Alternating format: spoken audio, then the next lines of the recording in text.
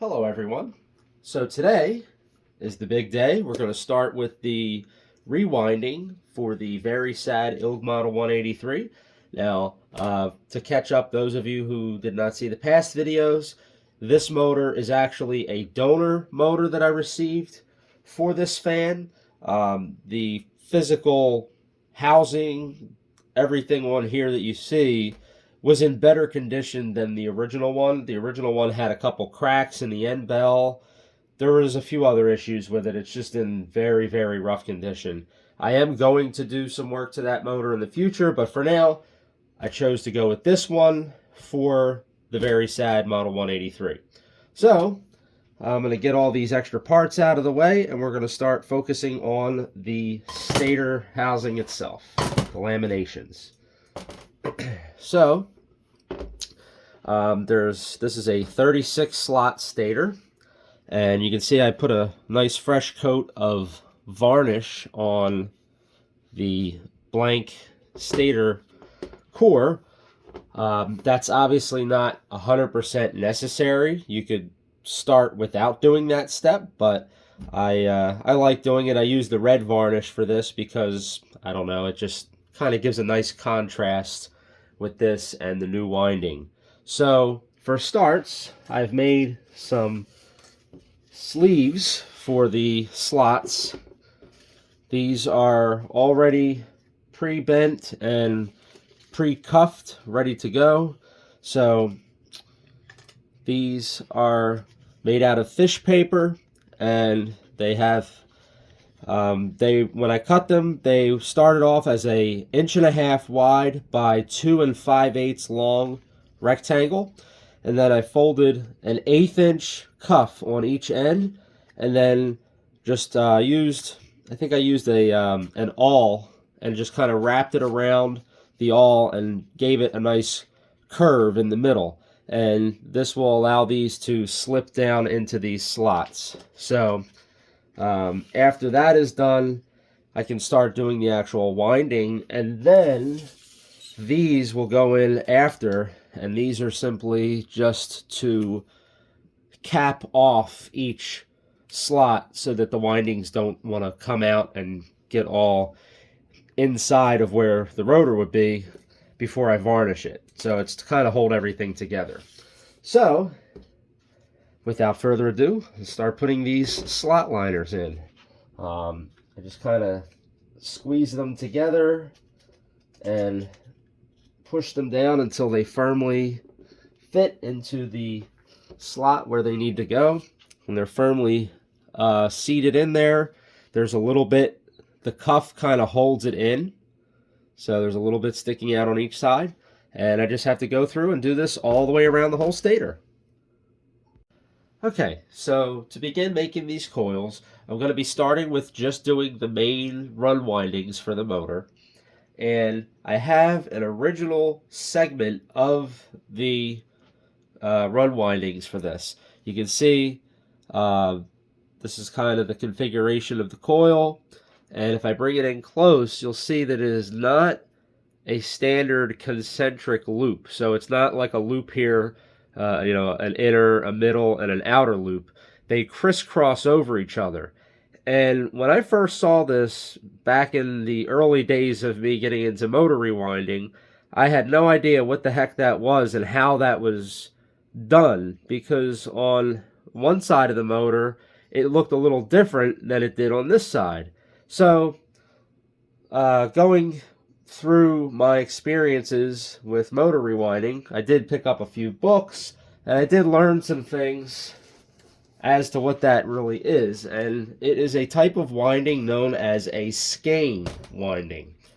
And this right here is a little illustration of what a skein winding is. So let me zoom in on this really quickly so you can get a better view. And as we can see, in order to make one of these, to figure out the size of the coils you need to wrap it through the slots that the coils take up, and then you uncoil that. So when I did it here, I had this little set of wire. This is just one strand that I used to mock up the sizing for the coils. And you'll notice that there's actually, the inner just has one, the middle has two, and then the outer has one. And that is representative of the ratio of the turns in the slots. So on this particular motor, the main winding has 56 turns on the inner and the outer slots, but the middle actually has 112. It has double that. So this is what I started with, wound that into the stator, and then you take this and you have to untwist it and kind of straighten it all out, and this becomes what you see here. This is this open rectangle, and the way they show you doing this, you put a wood block and you put some nails in it, and you can wind the coils around that, and that is your skein winding, and then you pull the nails out and you remove your coil. I'm using a little bit of a different setup. I'm using one of those hand crank winding machines, that the winding, I guess it'd be a counter.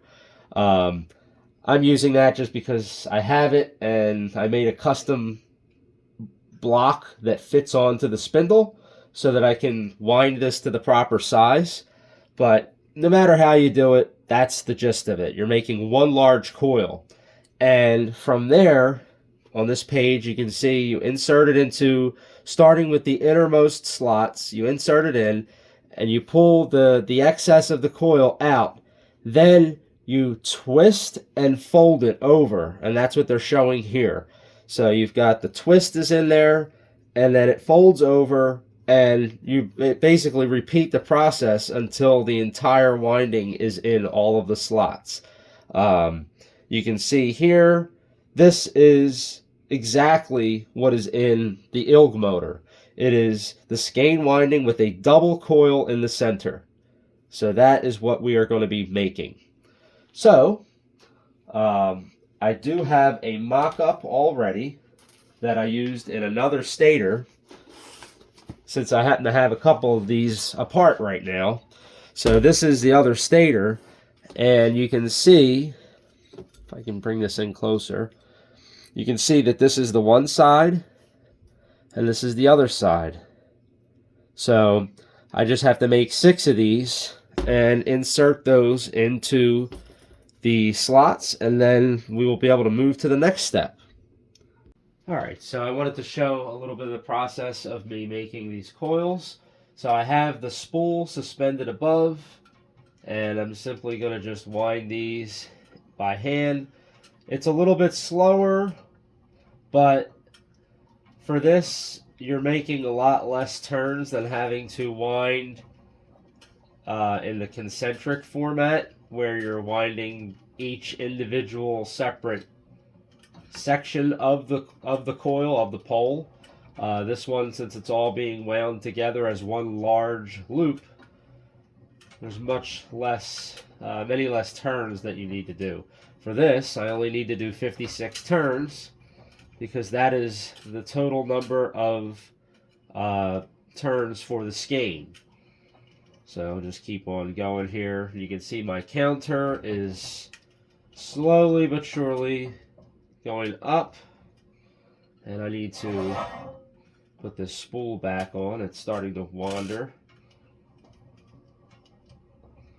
Now I'm just using my hand to kind of guide the wire in place, and also it absorbs the difference in the speed of the wire as it goes on this. Since this is not a perfect circle, it has surges of high and low speed that it's pulling the wire off of the spool. So rather than having the spool being kind of pulsed, I'm allowing the pulsing to happen from my hand, giving kind of like a spring action to it, so that the wire is never tugged extra hard for any reason. So just keep on going until we get to 56.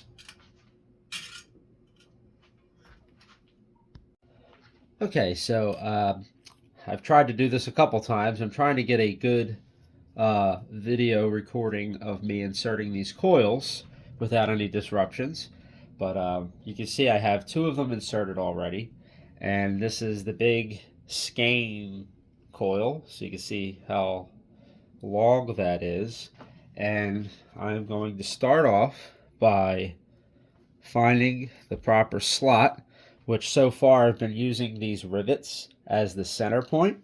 So I'm going to go to the slot just adjacent to that on each side. So as you can see, the rivets there, slot on each side. And I'm just going to pull this through until it gets right to the end. And now I'm going to just put the cap on it. This will keep everything in place. And notice this is the side that has the leads will come out of, and this is where all the connections will be. This is the lead end of the motor. So now that that is through, I have everything sticking out this side. So what needs to happen now is this simply just gets twisted over itself and then folded back through. So we're going to take this, give it a nice twist, and we're going to fold it in on itself. And it's a little tricky to get this right. But what helps is this is the middle set of slots. So this is going to have the double coil in it. So just want to put a cap on there temporarily just to hold everything in place. And then you can kind of straighten these out and pull them the rest of the way through. It works really well to hold this end with your finger and then just kind of pull these the rest of the way into the slot. And we're basically right where we need to be. So you can see we've got this end, they crisscross over each other, and then we have this end. So now we need to repeat that same process, and that's basically all that these skein windings are, is just a twist. You can see I have a twist here, and then it just gets folded right back over itself again. So with this next one, because the coils are going into the slot that they were in before, or the slot we were just working in, I need to take those caps out and insert these into that same slot, and then I'm just going to put the cap right back on top of it again. And now we're going to do the same on this side. So pull that one out, put the coils into the slot, and put the cap right back in place. So now, same thing as before. This time there's 2 coils to hold back, and just give it a tug until everything is kind of cinched up where it needs to be. Now you can see we have the crisscross coil and now a big loop on this side. And then on this side we have the small starting loop, and then we have a crisscross coil as well on this side. So now we have to bring the final set back through, which we're going to use this slot right here, and also the slot that shares the adjacent pole. So I'm going to get another cap ready, and once again we're going to do the twist, bring this back around, and it's easiest to start with the slot that doesn't have anything in it. So we'll start there, cap that off,